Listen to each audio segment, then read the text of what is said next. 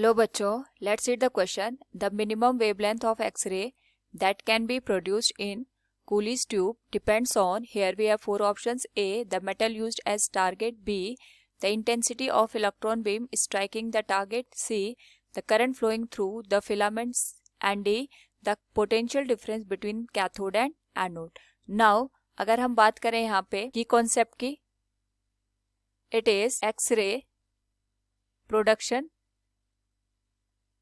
तो जो हमारे पास यहाँ पे एक्स-रेज होती हैं, these are certain type of waves we can produce it by oscillating electrons.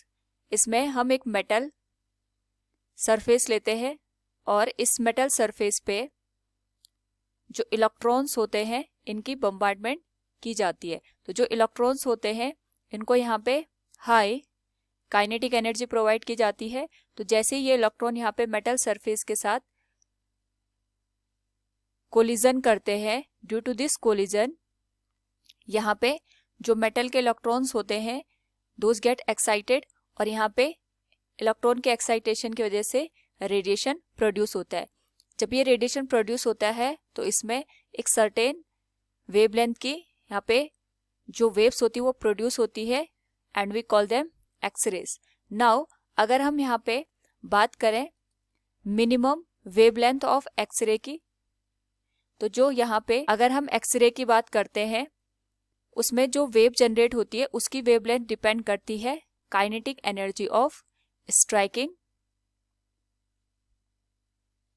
Electrons की. यानी जो इलेक्ट्रॉन यहाँ मेटल सरफेस पे स्ट्राइक हो रहा है उसकी काइनेटिक एनर्जी पे जो हमारे पास एक्स-रे है उसकी वेवलेंथ डिपेंड करती है.